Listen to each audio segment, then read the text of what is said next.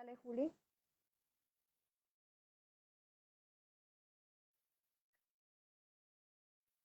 Buenas noches para todos.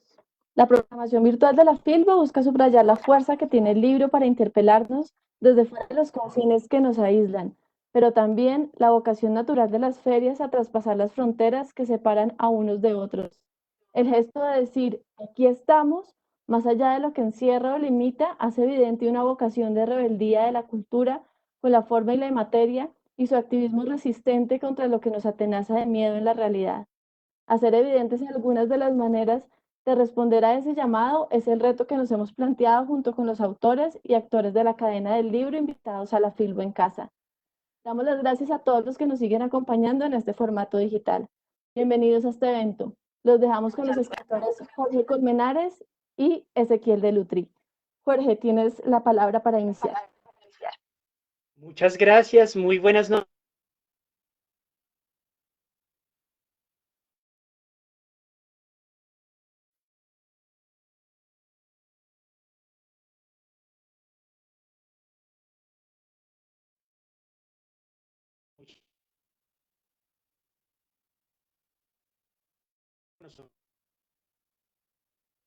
Y a todos ustedes, en eso de la Colombia y toda la capacidad técnica que se ha desplegado para que la que no puede físicamente se pueda hacer precios virtuales, que no sé qué en otra época de la historia.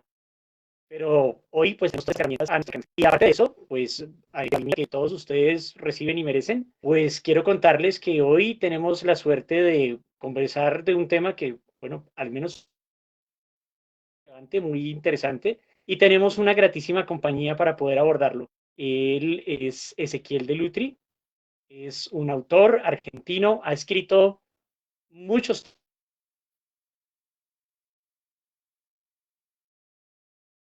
de hoy, es una que se llama COI, con la que obtuvo el premio Norma en el año 2018.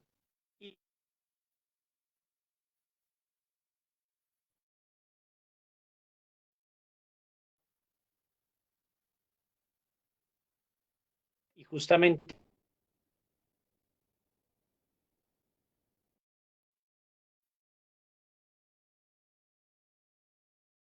nos interesa abordar hoy la renta lo muy relevante en el es que escribió en un artículo en el 2018 que no era tan necesario. Entre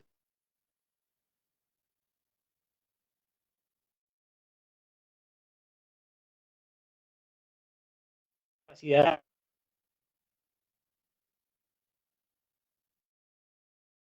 el material que nos ofrecen los médicos, especialmente la de la salud, tiene el inconveniente.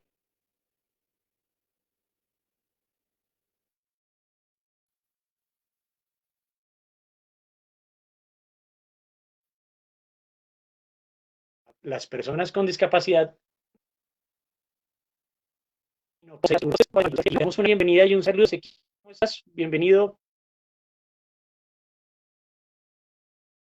¿Qué tal, Jorge? ¿Cómo estás? Para mí es un placer poder charlar con todos ustedes, charlar con vos de manera especial, habiendo conocido tu historia y leído algunas cosas tuyas, es un privilegio para mí. Yo siento que tendría que yo preguntarte a vos la verdad.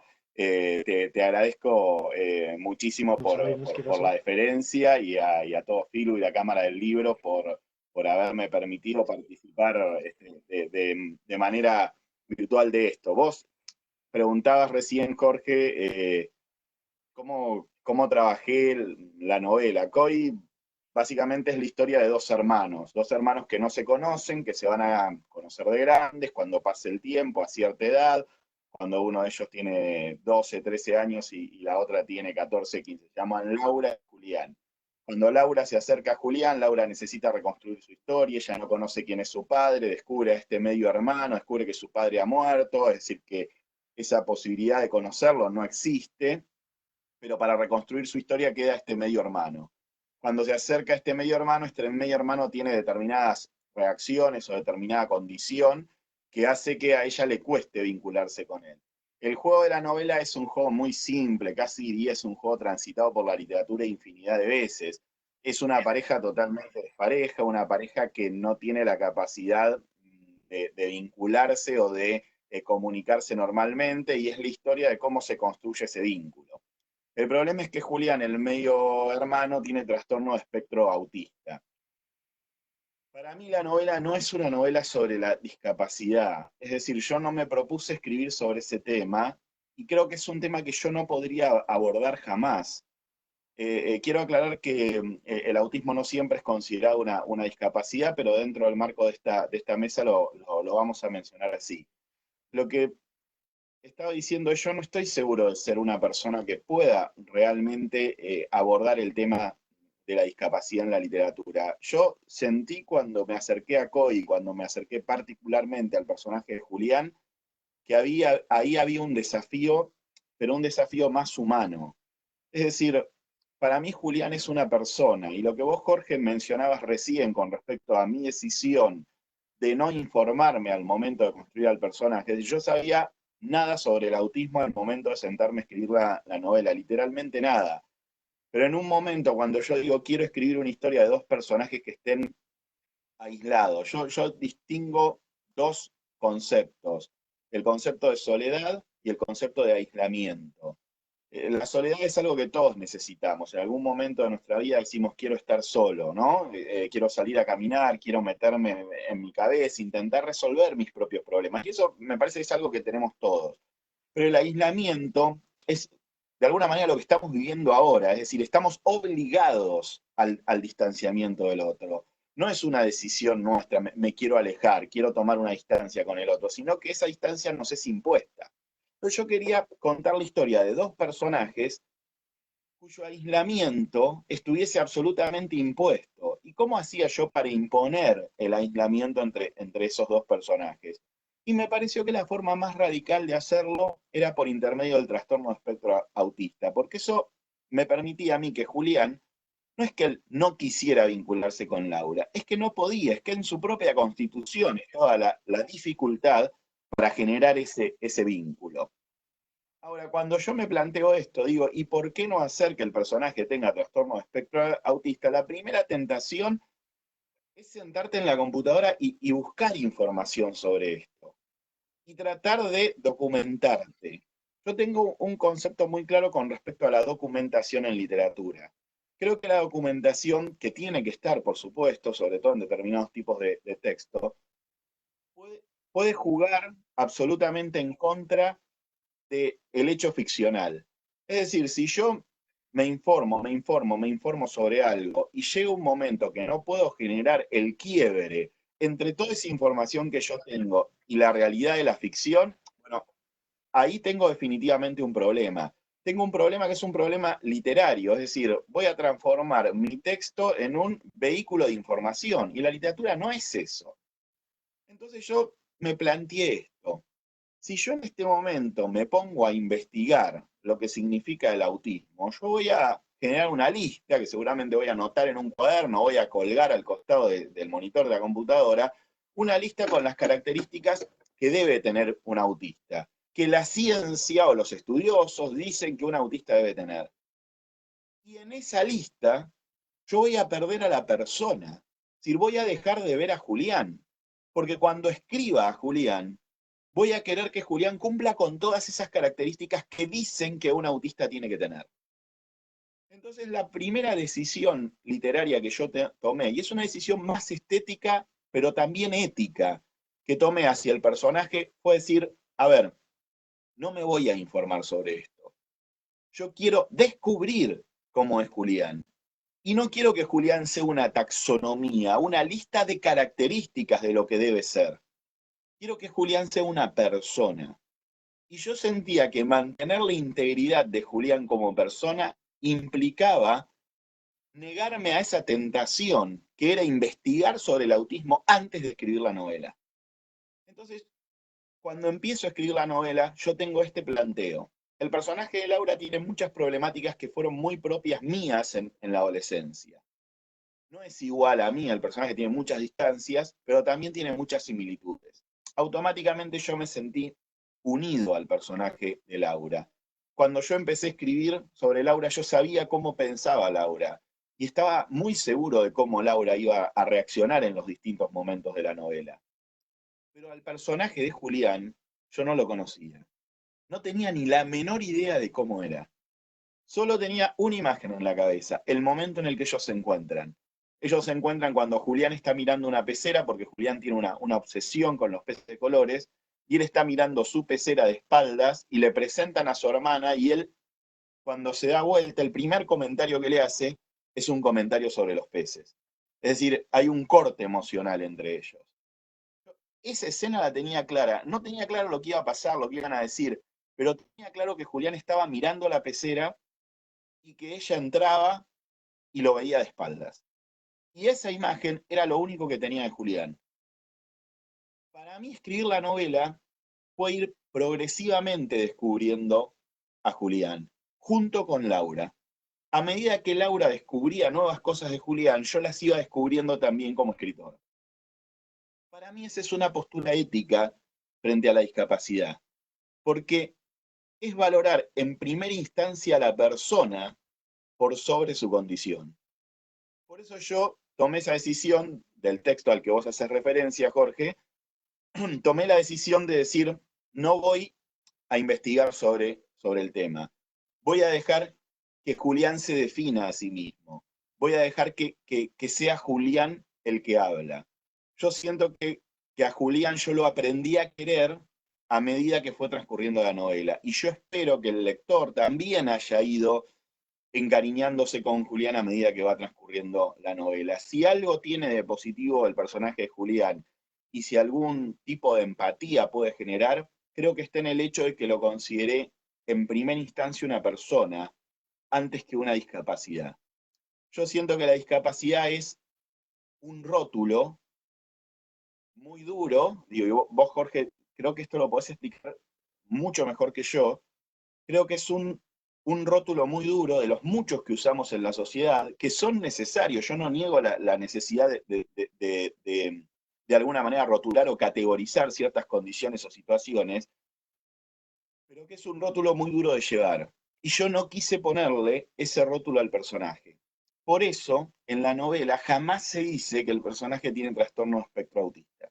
Pero yo me cuidé mucho de no decirlo. Es decir, de no ponerle la etiqueta.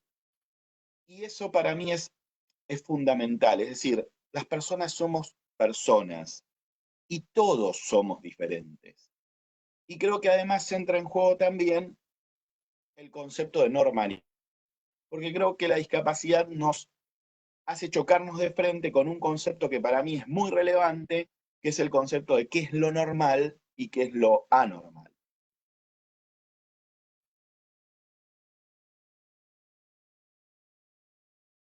No sé, Jorge, si seguís ahí, querés preguntarme algo, si no, puedo seguir Claro que sí. dando.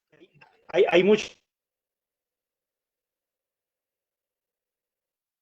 Y es que hace ya 12 años, o no, mentira más, hubo una enorme discusión en la Asamblea General de las Naciones Unidas sobre lo que se llamó la Convención de los Derechos de las Personas con Discapacidad. Y una de las grandes reivindicaciones de esa convención es insistir en que las personas ser entendidas como personas. Entonces, como a lo largo de los últimos 30 o 40 años, siempre ha existido la discusión sobre cómo nombrar a aquellas personas que tienen algún tipo de característica particular, distinta, específica, y entonces surgieron un montón de términos de, de capacidades diferentes, de capacidades especiales, características especiales, bueno, todo lo que ustedes puedan imaginarse. Y cada 2 años la academia inventaba un término nuevo, lo que hacía casi imposible que nos pudiéramos comunicar entre todos cada vez que teníamos que nombrar a una persona que tenía alguna característica concreta. Dudábamos, nos daba miedo, la gente se ponía brava, tenía toda la cantidad de problemas que ustedes se puedan imaginar. Entonces, la convención propuso, hablemos de personas, porque ante todo son personas, y le ponemos algo así parecido a un apellido, que es con discapacidad. Es decir, ante todo son personas propietarias de derechos, con sueños, con anhelos, con expectativas, con la influencia de su propia cultura, pero el hecho de ser persona con discapacidad, pues por supuesto va a implicar que haya que satisfacer algunas necesidades específicas. Por ejemplo, si se trata de una persona que no ve, pues tendrá que acceder al sistema braille, por ejemplo. Si se trata de una persona que no oye, tendrá que tener la posibilidad de aprender la lengua de señas. Y bueno, cada necesidad.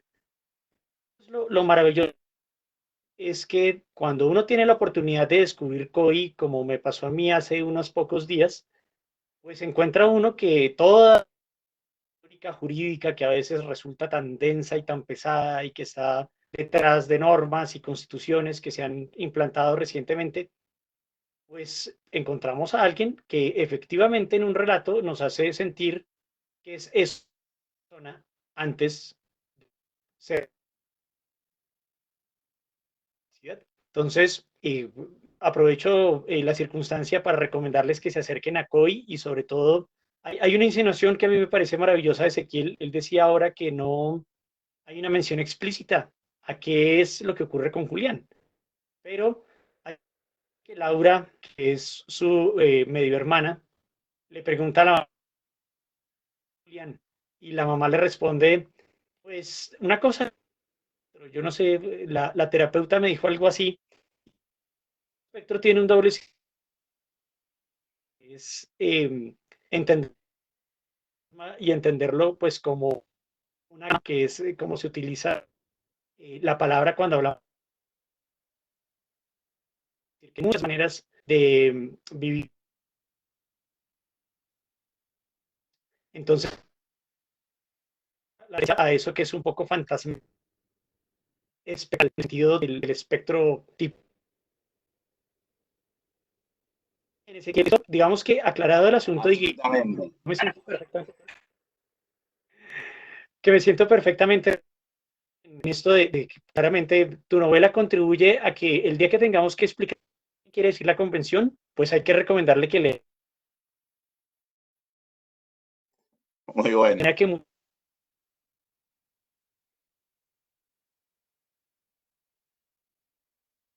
que yo tengo muchas ganas de conversar contigo acerca de otros textos literarios que se acercan al autismo y si has tenido la posibilidad de conocerlos en la medida en que, pues, claro, también todos ellos se enfrentan al reto de crear un personaje, eh, construir una historia creíble y también de no estigmatizar este personaje. Entonces, quería preguntarte inicialmente si conocías otros textos y si podíamos conversar un poco sobre ellos para hacer el contraste con COI.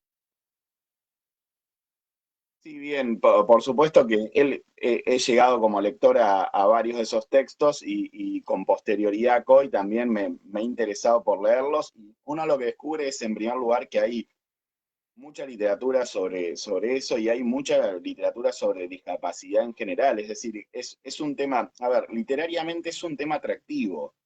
¿Por qué es un tema atractivo? Porque en el mismo personaje ya está la problematización. Es decir, cuando uno pone en escena a un personaje que tiene trastorno de espectro autista, ese personaje ya viene con su problemática. Digo, ¿no? Es decir, uno no la tiene que imaginar, la problemática está ahí. Y creo que desde ese punto de vista hay muchísimos abordajes distintos en la literatura con respecto a este tema. Creo que tal vez hay textos que me gustan más que otros, que creo que tienen abordajes más respetuosos, por decirlo de alguna manera, que otros. Hay otros que son más pedagógicos, por decirlo de alguna manera, ¿no? Sobre todo dentro del ámbito de la literatura infantil y juvenil, donde la idea es, bueno, aceptemos al distinto. Me gusta lo que vos decís con respecto a ese diferente, ¿no? Yo creo que hay algo que para mí es el germen de COI y que es de alguna manera un planteo muy fuerte en mi vida, tal vez por haberme considerado siempre un distinto, un diferente, ¿no? Es decir, una persona que no encajaba dentro de los patrones normales por razones diversas. Decía, eh, hay un juego que yo creo que hacen las grandes novelas que tratan el tema, y el juego es este, es un juego muy simple, es siempre que uno pone en escena la discapacidad, automáticamente surge el tema de ¿qué puedo hacer yo por la persona que tiene alguna discapacidad? Vos en tu texto, Jorge, Ojos que no ven, contás muy bien esa sensación desde el lado de adentro, ¿no? De lo que la gente intenta hacer con una persona que tiene algún tipo de discapacidad y cómo de alguna manera intenta colaborar con eso. Yo lo que entiendo es que nosotros necesitamos del diferente. Es decir, que uno necesita completarse en el que es distinto. Entonces, la propuesta de Coy no es tanto que Julián necesite a Laura, es que Laura necesita a Julián. Entonces, a veces nosotros no nos damos cuenta, y yo te lo llevo ya no tanto al plano de la discapacidad como al plano del que es distinto, del que es diferente. Nosotros necesitamos del diferente. Es decir, vos necesitas del diferente para completarte, necesitas del que piensa distinto, necesitas del que ve la vida de manera distinta a vos para poder completarte. Y la persona que como decís vos, ¿no? Persona con discapacidad, digo, me parece la mejor forma de decirlo. Digo, la persona con discapacidad lo que está proponiendo precisamente es eso. Es decir, mira, esta persona va a vivir en un mundo que es distinto a tu mundo. Entonces yo creo que el gran salto que de alguna manera tiene que pegar la literatura cuando aborda este tipo de temas es entender que no estamos moralizando con respecto a cómo podemos ayudar a la persona con discapacidad, sino que tenemos que darnos cuenta que la persona con discapacidad tiene muchísimo para aportarnos a nosotros en tanto y en cuanto persona, no en tanto y en cuanto discapacitado. Ese es el juego que yo me propuse con la novela. Es decir, en la novela la vida de Julián podría haber seguido exactamente igual sin Laura, pero la vida de Laura no podía seguir igual sin Julián. Y creo que los mejores textos, o los textos que a mí más me gustan con respecto al tema, digo, creo que básicamente tenemos que mencionar El extraño caso del perro a medianoche, digo, es probablemente el texto que mejor trabaje con el tema, pero al margen de eso, creo que los textos que elaboran correctamente eso, lo trabajan desde ese lugar, no desde el lugar de vamos a ayudar o vamos a aceptar o vamos a, sino, mirá, vos necesitás de la persona que es distinta, vos necesitás del que es diferente, y la persona que tiene una discapacidad es necesariamente distinta a vos. Y vos necesitas tender ese puente de comunicación. Y creo que tal vez la clave literaria pasa por entender eso. Eh, Insisto, yo no sé si en COI eso está redondo, no está redondo, si está logrado, no está logrado, pero fue una de las cosas que yo me propuse. Es decir, quise hacer una novela donde el, comillas, normal necesita del, comillas, diferente. Es decir, que en última instancia, para mí, COI es una novela que pone en cuestión el concepto de normalidad. Es decir, ¿quién es normal? Finalmente nadie es normal. Finalmente todos arrastramos nuestras cosas. Y creo que enfrentarse al concepto de discapacidad, finalmente, cuando uno lo analiza de manera profunda, es enfrentarse al concepto final de que nosotros necesitamos de la persona que es distinta, en primer lugar, y en segundo lugar, que no hay una normalidad. Que la normalidad es solamente una convención social que se cae ante el primer embate y ante el primer análisis de cada una de las personas que compone esta sociedad. Digo, la sociedad es un milagro que podamos convivir, porque somos todos radicalmente distintos. Entonces, esas convenciones, esos tejidos sociales que nosotros vamos consensuando, que es lo que nos mantiene finalmente unidos, y que por supuesto yo no los estoy devalorizando, son muy importantes, pero a veces esos tejidos que permiten que nos mantengamos juntos, terminan aplastándonos, y terminan siendo más importantes que la persona. Entonces yo me pregunto hasta qué punto las convenciones sociales tienen más valor que una persona. Hasta qué punto una sociedad entera, ¿no? Y voy a trasladarme un texto que no tiene que ver con la discapacidad, o que tiene que ver con una discapacidad moral, si lo queremos poner en estos términos. Me remito a un enemigo del pueblo, ¿no? Entonces la propuesta de un enemigo del pueblo es precisamente eso. A ver, hay un momento donde todos podemos consensuar y sin embargo, cuando hay algo que es distinto, que es diferente, en el caso de un enemigo del pueblo, es la verdad, digo, bueno, finalmente esa verdad tiene que terminar imponiéndose. Y esos lazos que tejemos no tienen nunca que agobiar la verdadera libertad de la persona. Yo siento que Coy finalmente es una novela sobre eso y que enfrentarse a la discapacidad es finalmente enfrentarse a la problemática más profunda del ser humano, que es esa problemática vinculada con el núcleo más duro de nuestra existencia, que es el hecho de necesitamos vivir en comunidad, pero al mismo tiempo necesitamos respetar la individualidad de cada persona. Y cuando la sociedad no resuelve eso que es prácticamente una contradicción constitutiva de cualquier sociedad, me parece que ahí es donde empieza a no funcionar la cosa. Y nosotros en este momento estamos viviendo exactamente eso, la crisis de ese tipo de situaciones. No sé, Jorge, si fui claro, si contesté lo que... Porque me pediste que te hable de literatura y te hablé de otras cosas, pero mi cabeza es así. No, pero está muy bien porque en esa línea justamente va, es decir, claramente intentar escribir algún texto que se refiera a la discapacidad y hacerlo desde la literatura cuando no se trata ni de ensayos que pretenden explicar didácticamente o sustentar alguna tesis o algo parecido, pues tiene esa aventura de indagar en lo humano y sobre todo de encontrar las relaciones que esa persona ha construido con otras y muchas veces descubrir que las otras personas han sentido para sí mismas en quien tiene una discapacidad. Y pues a eso me iba a remitir justamente, y es que seguramente todos ustedes que nos escuchan habrán tenido alguna relación con historias de piratas, ¿no? Cualquier historia de piratas, desde el Capitán Garfio en Peter Pan hasta historias más recientes como los Piratas del Caribe en el cine o lo que sea.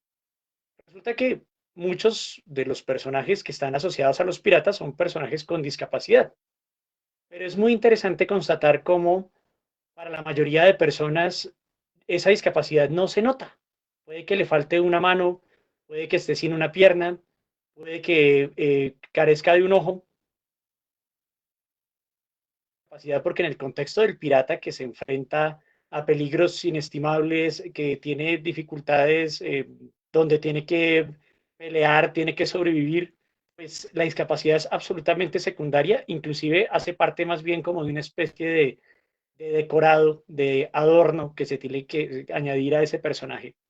Entonces, pues ese es el mejor retrato de lo que está planteando Ezequiel. Al final, el tema de la discapacidad adquirió una forma muy definida y que incluso ha redundado en temas de exclusión en los últimos 40 años, a partir de los años 70, con los movimientos de reivindicación. Pero antes, en muchas circunstancias, claro, existían expresiones de discriminación muy marcadas, pero también existían muchas circunstancias en que la gente ni siquiera era consciente de la existencia de esa diferencia. Y era una cosa positiva, aunque nos parezca increíble en la actualidad. Cosa positiva porque nadie se pone a preguntarse, no, pues es que esta persona es una persona con autismo. Para ponerles un ejemplo, yo creo que si un psiquiatra hiciera la tarea juiciosa de diagnosticar a Remedios la Bella en Cien años de soledad, la novela de García Márquez, pues diría que Remedios la Bella es una mujer que pertenece al espectro autista, porque pues era una mujer que no se comunicaba, que tenía algunos graves problemas de socialización y que al final terminó yéndose al cielo, ¿no? Ella, muy poca socialización, aunque muchos hombres estaban interesadísimos en socializar con ella, porque era una mujer muy bella, pero a nadie se le ha ocurrido pensar que Dios la Bella, en medio de su belleza, es una mujer que pertenece al espectro autista. Seguramente un psiquiatra sí podría diagnosticarla así, pero para fortuna de Remedios la Bella y también para fortuna de Cien años de soledad y de García Márquez, pues nunca eso se pensó en esos términos y nunca vino a encajar de esa manera. Entonces, creo que esa es más o menos la ruta que nos propone Ezequiel y yo ahora quiero proponerle una aventura creativa a Ezequiel y es que cuando dicté ese curso de discapacidad y literatura en la Universidad Pedagógica,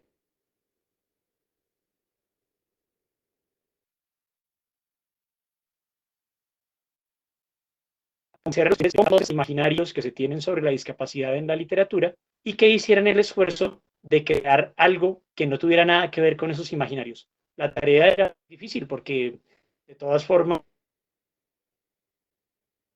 que hagamos tendemos a seguirnos guiando con las mismas palabras, con las mismas concepciones con los referentes que tenemos de la medicina, de las ciencias de la salud, de la pedagogía.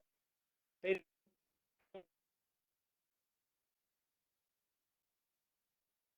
cree que podría surgir algo como una discapacidad imaginaria, es decir, podríamos inventar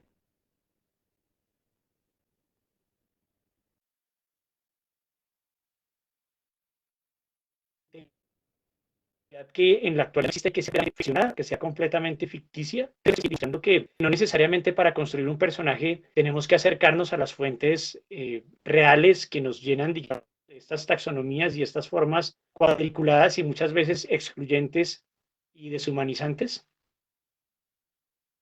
Sí, yo creo que sí es posible. Es muy interesante, pero creo que definitivamente sí es posible hacerlo. Es decir, que la literatura sí podría generar ese tipo de situaciones. Estoy tratando de pensar si hay algún texto que opere sobre ese concepto. En este momento no me viene ninguno a la cabeza, pero sí, ciertamente es un desafío, sería un gran desafío, digo, definitivamente, ¿no? Es muy interesante lo que decías recién con respecto a los piratas, ¿no?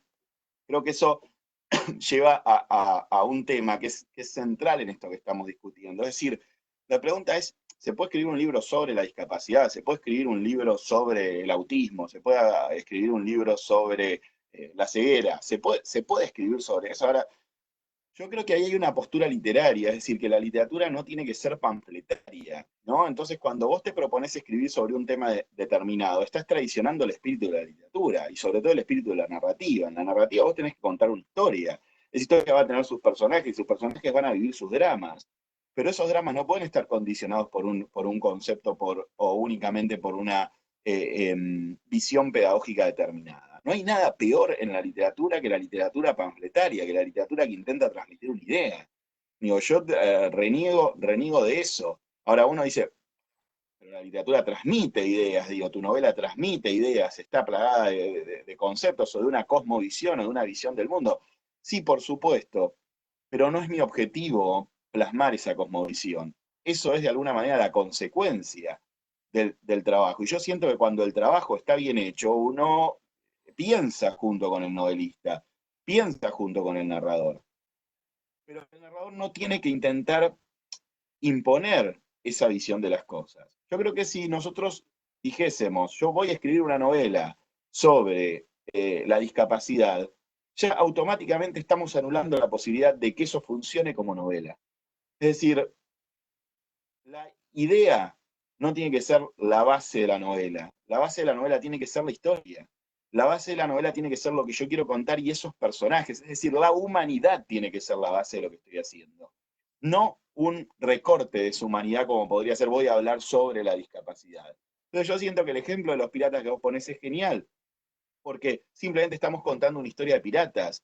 No estamos intentando contar una historia de personas con una discapacidad determinada que vivían en ese contexto y tratar de concientizar sobre lo que significa vivir con esas discapacidades en ese contexto. Simplemente estamos contando una historia de aventuras. Y siento que la mejor manera de naturalizar la discapacidad es plantearla de esa manera, es decir, de la manera no panfletaria. Cuando yo a alguien le digo, mirá, tenemos que ser receptivos en una novela, tenemos que ser receptivos con una persona que tiene discapacidad, lo que estamos haciendo es generando absolutamente lo contrario, es decir, estamos restando naturalidad. Ahora, cuando simplemente en mi novela aparece un personaje que tiene determinada condición y es tratado como una persona, y es tratado con sus diferencias y con sus particularidades y con sus necesidades, pero no se hace un tratamiento especial sobre eso, sino que es un personaje más dentro de la novela. Entonces yo estoy naturalizando eso. Entonces el gran problema que nosotros tenemos es que nos cuesta naturalizar la discapacidad. Es decir, la discapacidad nos pone incómodos porque no sabemos cómo reaccionar, porque no sabemos qué decir, porque no sabemos si hay palabras que van a... Lo que vos decías, Jorge, recién, enormes discusiones con respecto a cómo llamar a una persona que tiene determinada discapacidad. Digo, ¿por qué? Porque la discapacidad nos genera temor, porque no sabemos cómo reaccionar frente a eso, porque despierta automáticamente en nosotros un sentimiento de lástima. Y una persona no puede ser tratada como persona si el sentimiento de base que yo tengo es el sentimiento de lástima. Entonces creo que que es tan inteligente lo que, lo que estás diciendo. Es decir, tiene que haber una naturalización de todo esto, para que finalmente cuando nosotros lleguemos entendamos que el mundo, y vuelvo a lo que estamos diciendo, la realidad que consensuamos termina siendo una jaula y dejamos de ver que en realidad no vivimos en un mundo, que cada persona es un mundo y nuestro mundo está formado por pequeños munditos que somos cada uno de nosotros. Y que podamos vivir en comunidad es un verdadero milagro, porque cada uno de nosotros en su cabeza tiene cosas muy distintas y tiene cosas muy diferentes. Y frente a esto de la cuarentena y todo lo demás, empezamos a ver cómo, aún frente a algo que debería vincularnos y unirnos, hay distintas visiones. Entonces siento que no solo hay que naturalizar la discapacidad, sino que lo que tenemos que empezar a naturalizar también es que el que tenemos adelante es distinto a nosotros. Hemos hecho demasiado énfasis en lo iguales que somos. Y lo realmente interesante y el espacio donde trabaja el novelista y donde trabaja el arte en general, no es el espacio de lo que tenemos en común. Es el maravilloso espacio de lo que nos diferencia, porque en común tenemos 4 cosas, pero las diferencias son infinitas. Y ese es el campo maravilloso de trabajo del arte, la diferencia. Y creo que la discapacidad no se enfrenta de lleno con el concepto de diferencia. Absolutamente de lleno. Por eso sí creo que es posible que la literatura invente un nuevo tipo de discapacidad. Por supuesto que sí, porque trabaja en ese espacio, ese es su espacio, es el espacio de la diferencia. O inclusive también contaríamos con la alternativa de hacer el descubrimiento de discapacidades ya existentes, pero puestas en contextos distintos. De hecho, la pista viene de una obra que también escribí en la primera página, me va a atrapar, y es qué pasaría, por ejemplo, si muchos de los personajes de ficción clásica que fueron nombrados como monstruos, pues se consideraran personas con discapacidad. O sea, por ejemplo, digamos, por caso, Drácula tenía graves problemas, solamente puede salir de noche y además tenía unos gustos culinarios difíciles de satisfacer en un comedor escolar. Entonces, imagínense ustedes si se enfrentan al problema de ofrecerle un cupo en una escuela cualquiera del mundo. Drácula, ¿no? Drácula llega con su familia, alguien dice, mire, este es un hijo de un conde y necesitamos que, pero el muchacho tiene algunas particularidades. No solo puede salir de noche porque la luz le molesta, le gusta tomar sangre de vez en cuando, preferiblemente de mujer, no es cualquier sangre. Si viéramos las circunstancias de estos seres monstruosos, fantasmales, espectrales, considerados como personas con discapacidad que tienen que acceder a lo que la sociedad actual les ofrece. Eso ya de por sí resulta un ejercicio literario revelador. Es decir, seguramente eh, es la reinvención del personaje clásico en un contexto actual, que además nos hace caer en cuenta de la escondida la palabra discapacidad, que discapacidad es políticamente correcta y monstruo es completamente ofensivo. Esto a lo largo de tantos siglos no era otra cosa que la persona que tenía otra conducta y que se valoraba de manera... Dime. Es genial lo que está diciendo. Genial lo que está, es muy genial lo que estás diciendo, Jorge, es muy genial. ¿Sabés que hay un escritor argentino que se llama Alberto Laiseca, que él decía que lo monstruoso era lo único, ¿no? Es decir, y pensemos en el Minotauro. Vos hacías recién referencia a mi novela para chicos, Minotauro en zapatillas, que acaba de salir en estos días en Colombia. Si vos pensás en el Minotauro, una de las cosas que a mí me fascina del mito del Minotauro es que Minotauro, dentro del contexto de la mitología griega, hay uno solo. No es una raza, es lo único, ¿no? Es lo distinto, es lo diferente. Claro, es lo diferente desde lo peyorativo, como vos muy bien lo decís. Ahora, la gran pregunta es cómo convertimos lo monstruoso, lo único, en un valor. no en algo negativo, no en algo a ser despreciado. Y la discapacidad está muy vinculado con eso, ¿no? Con el concepto de esto es distinto, esto es diferente, y hay una escisión ahí que se produce. Pero yo siento que la discapacidad nos lleva a pensar en el núcleo más duro de la humanidad, en eso que en realidad es sobre lo que tendríamos que trabajar. Es decir, cómo podemos hacer para convivir siendo distintos, siendo diferentes. La historia de Minotauro en zapatillas de mi última novela infantil trata precisamente sobre eso, sobre un mundo donde los seres mitológicos coexisten con los seres humanos y tienen vidas o intentan tener vidas normales. Pero sin embargo siempre van a ser los distintos, siempre van a ser los diferentes. Ahora digo, la humanidad está poblada de esto, digo, el nazismo se dedicó a decirnos quiénes eran distintos a nosotros, digo, y generó un exterminio de homosexuales, de judíos, de gitanos, digo, es decir, de todo el que se consideraba distinto, de todo el que se consideraba diferente. El concepto diferente, el concepto de monstruoso, es tranquilizador para el ser humano, es perversamente tranquilizador. Por eso necesitamos confrontarnos con la idea de lo distinto, porque los totalitarismos lo que intentan hacer es que seamos todos iguales. Todos los totalitarismos procuran una unidad de pensamiento. Y el pensamiento divergente, ¿no? Y muchas veces se dice que el autismo es un pensamiento divergente. El pensamiento divergente es lo que realmente nos va a mostrar los caminos que tenemos que construir para salir de esos totalitarismos. A mí me preocupa mucho la condición de la pandemia actual, donde empezamos a restringir libertades. Por supuesto que hay un propósito para todo esto, pero uno dice, estamos unificándonos. Y la unificación nunca es buena. El ser humano vive, digo, ¿qué es el genio? Digo, te lo tiro hacia otro lado, Jorge. Lo monstruoso, ¿no? Peyorativo. ¿Y el genio qué es? El genio es el distinto en el sentido positivo. Ahora, siempre decimos hay pocos genios en la humanidad, ¿no? Entonces digo, tal vez haya más genios de los que pensamos. Lo que pasa es que tal vez la humanidad no está teniendo la capacidad de registrar ese genio, de registrar al distinto como algo positivo, al distinto como algo bueno, al distinto como algo a ser valorado.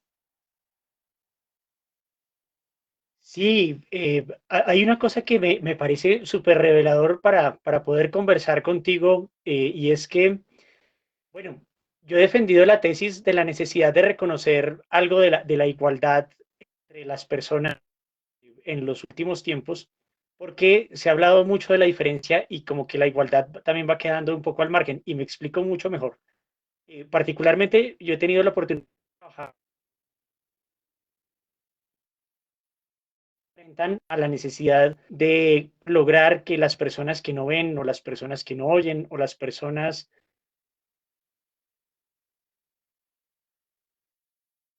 con capacidad intelectual o de pensamiento puedan acceder a sus colecciones, comienzan a hacer planes más o menos de este estilo. Entonces, alguien dice, claro, como hay personas que no ven, pues pongamos un texto en braille. Y alguien dice, claro, y como hay personas que no oyen, debemos poner una pantalla donde esté un video que explique el contenido de la exposición en lengua de señas. Y alguien dice, sí, y como va a venir una persona pictogramas para que puedan entender y sucesivamente, y el resultado es que al final toca implementar como 18 o 30 medidas. El museo esté al alcance de todas las personas y como eso vale cantidades de dinero, pues finalmente no se hace, pero no solamente no se hace, es aparatoso y solamente se adapta a todas las que ofrece el museo. Entonces, el concepto, la tesis, digamos, que he tratado de defender es que hay algo común a todas las personas que son los sentidos de la percepción. Es decir, todos tenemos tacto, todos tenemos gusto, todos tenemos oído, tenemos vista. Y falta de sentidos, como en mi caso, pues tenemos los demás. Entonces, por ejemplo, si yo ofrezco objetos que se puedan tocar, a todo el mundo le va a encantar y no solamente en términos de la discapacidad, sino también pensando en que a un niño le encanta tener la posibilidad de tomar la espada de Bolívar o de San Martín y pensar cómo era una espada y cuánto pesa, gracias a la mediación del tacto. existe el objeto que permite hacer eso. Y allí existe una intención que tal vez en nuestras concepciones actuales no resulte muy fácil de aceptar, pero es una intención igualitaria.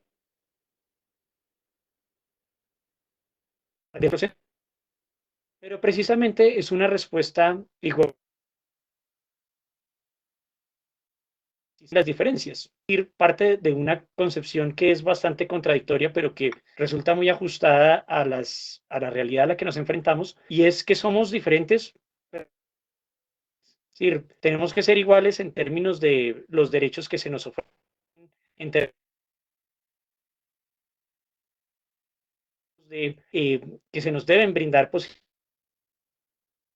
y se nos debe reconocer como humanos, pero somos diferentes porque la realidad física, nuestras tradiciones culturales, nuestro entorno nos van forjando. Entonces, no pensar esto de Ezequiel, esta opción de también de la cierta igualdad a pesar de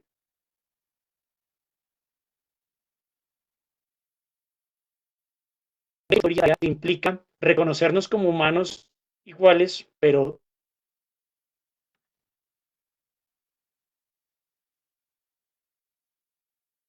Yo creo que un poco es lo que vos decís, ¿no? Hay como una aparente contradicción en esto, ¿no? Es decir, lo que nosotros tenemos que diferenciar, me parece bien, muy bien, es, bueno, en qué cosas, una cosa son los derechos, ¿no? Vos lo explicaste con mucha claridad, una cosa son los derechos y otra cosa eh, son las capacidades o condiciones de cada uno. Es muy interesante lo que decís con respecto a los museos, es decir, no generar un museo que tenga distintas puertas de acceso, sino generar una única puerta de acceso por donde podamos pasar todos, ¿no? Y ese ejemplo es perfecto.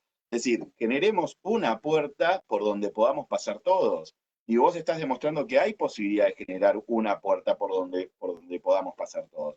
Pero yo siento que la literatura tiene mucho de esa puerta. Es decir, la literatura es una puerta por donde la mayoría pueden pasar.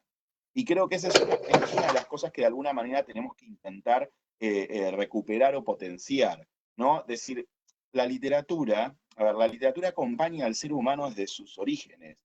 Entonces hay gente que dice, ay, ¿cuál es el sentido de la literatura? Yo no sé cuál es el sentido de la literatura, francamente no tengo ni la menor idea, pero sé que acompaña al hombre desde el origen, desde el momento cero de la humanidad la literatura está.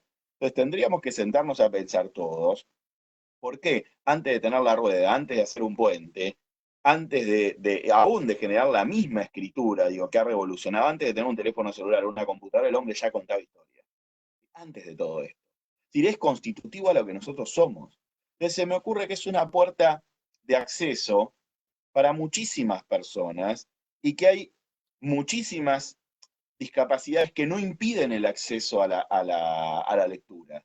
Es decir, sobre todo hoy con la tecnología, digo, porque podemos escuchar y si no podemos escuchar, podemos leer. Y todos podemos de alguna manera imaginar y todos podemos acercarnos a la magia de la literatura.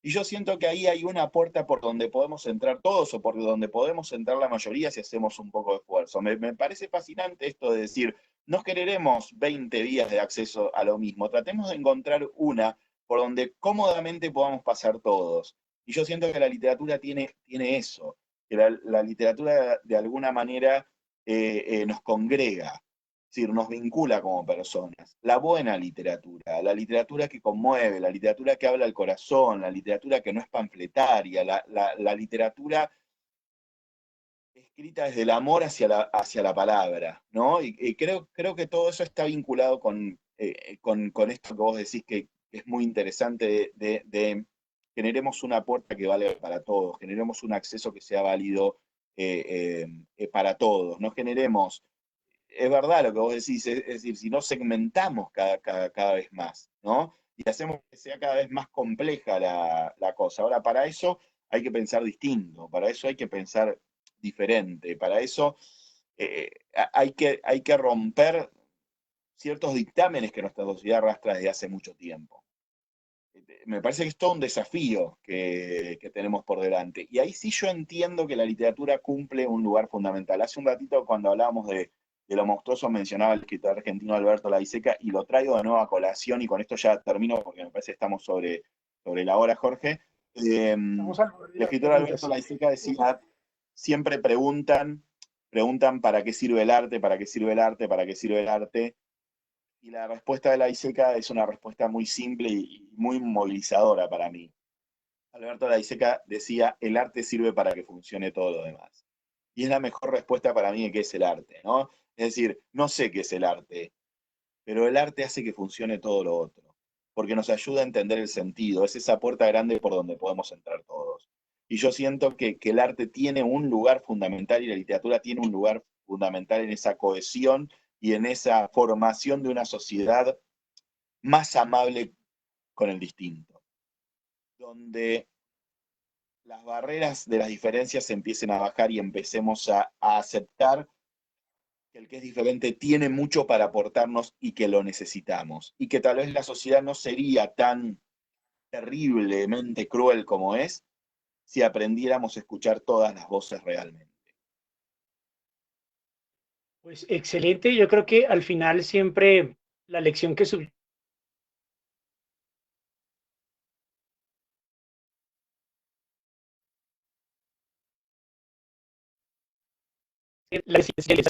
toda esa diferencia, pero suscitan las soluciones, ahí es que surgen las respuestas y eso fue lo que tanto me gustó de COI.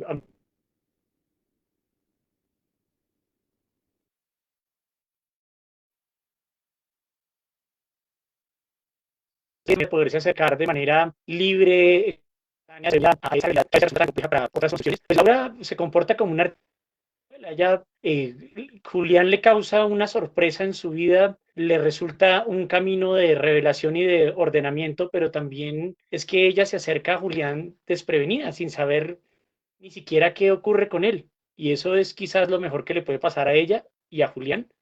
Y creo que eso es un modelo perfectamente trasplantable a la realidad cuando las convivir y deben construir relaciones sociales con personas con discapacidad. Esta charla es fascinante y ojalá durara más o menos una hora más o dos o tres.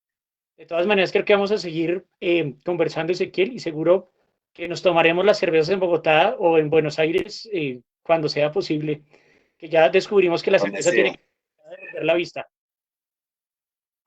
Obviamente, eso me lo tenés que prometer.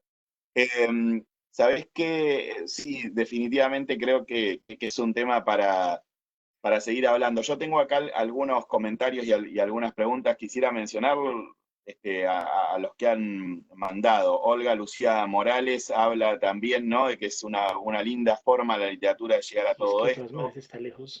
Marta Adelaida Manrique dice, la discapacidad busca hacer más fácil lo difícil. Digo, me quedé Disimular ese pensando en todo. esta frase, ¿no? Digo, es decir, sí, definitivamente tiene mucho, mucho de verdad. Alex Orjuela dice que tiene discapacidad y que la segregación es muy dura. Me quedé pensando en esta frase de Alex. Es muy fuerte porque él no dice la discapacidad es muy dura, dice la segregación es muy dura. Entonces, tal vez lo que nosotros hacemos en torno a la discapacidad es el verdadero problema, ¿no? Digo, es muy fuerte esta frase, Alex. Yo te agradezco por haberla mandado, por haber tenido la valentía. Y María Cleria calculo, dice, aprovecho para recomendar un libro sobre el tema para quienes estén interesados en leer algo más al respecto, Memorias de un amigo imaginario. Así que ahí también dejamos la recomendación para que quede. Les agradezco a todos los que estuvieron ahí del otro lado haciéndonos el aguante.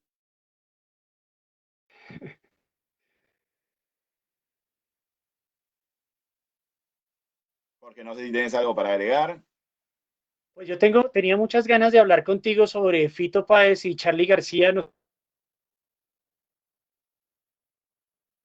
De los años 80, de finales del siglo XX. Hay una escena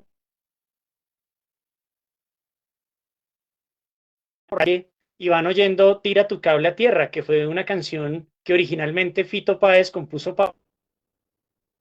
¿Quieres contarnos algo sobre eso, Ezequiel?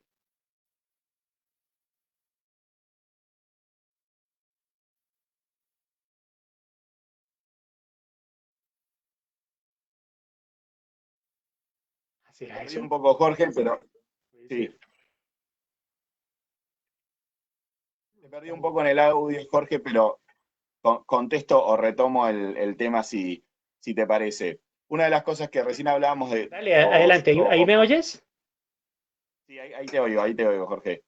Recién hablábamos de la importancia del arte y vos decías, Laura tiene como ¿Cómo algo son de las artista cosas, para la ruta de... relacionarse con Julián. Y es verdad porque uno de los caminos que recorren es el camino de la música. Una de las cosas que une a Laura y Julián es la música, es decir, es el arte. Digo, ¿qué arte más espiritual hay que la música? La música y la poesía, en este caso, porque es música con letra. Vos me preguntabas por qué elegir la música, por qué el rock nacional. Bueno, el rock nacional tiene que ver mucho, rock ¿Ahí me nacional, oyes? digo, Sí, es pero como sí, llamamos estamos... nosotros acá al rock en Argentina. ¿Por qué rock argentino? ¿Por qué a mí me resultó interesante poner eso? El rock argentino surge en la década del 60, fines de la década del 60, perdón, principios de la década del 60, fines de la década del 50, principios de la década del 60, surge como un movimiento de algunos jóvenes que estaban muy disconformes con una sociedad que sentían que los reprimía en su libertad, en su capacidad imaginativa, en su capacidad de crecer y de proyectarse. Entonces eran jóvenes bastante combativos intelectualmente hablando, los que escribieron las primeras canciones del rock nacional, ¿no? Digo, el primer tema, lo que se considera el primer tema musical del rock nacional, una canción compuesta por Tanguito y Lito Nevia, se llama La Balsa y dice, con mi balsa yo me iré a naufragar, ¿no? Es decir, en esta sociedad naufragamos. Esa era la idea. Y ellos querían, de alguna manera, se consideraban a sí mismos náufragos de la sociedad. Es decir, lo que quedaba después del naufragio, la ruptura de la sociedad. Entonces a mí me pareció que vincular a Laura con este tipo de música, con este tipo de expresiones tan libertarias, expresiones que buscaban salir de ese ceñir que tiene la sociedad y la cultura a veces, era interesante porque formaba parte del mismo proceso que Laura estaba haciendo, es decir, porque Laura se sentía oprimida, no por la sociedad, pero sí por su propia vida, porque necesitaba encontrar un camino, porque necesitaba descubrir una forma. Charly García aparece porque es el gran compositor del rock nacional, una persona con oído absoluto, un genio para las letras, lo que le escribe poesía pura, y además porque escribió lo que nosotros consideramos el himno del rock nacional, que es Seminare, que es una canción que creo que a cualquier persona que vive en la Argentina y escuchó rock lo emociona hasta el día de hoy. Tito Páez, vos mencionabas Cable a Tierra, canción que efectivamente tiene un vínculo con Maradona, una canción muy fuerte que cualquiera de nosotros la puede cantar. Y el Cable a Tierra de Laura finalmente termina siendo Julián, termina siendo la persona que menos esperaba. Y ese es el objetivo de la novela también, decir, mirá, tal vez la persona que menos esperás es tu Cable a Tierra, es quien vos necesitas escuchar. La puerta que se tiene que abrir en tu vida tal vez está en manos de la persona que vos no esperabas. Y yo uso la música como un vehículo para todo eso también, ¿no? Para meter eso en la novela y para de alguna manera también reconocer que el arte sigue siendo un lenguaje universal, sigue siendo un lenguaje que nos interpela a todos los seres humanos. Y eso me pareció interesante de utilizar la música dentro de la historia.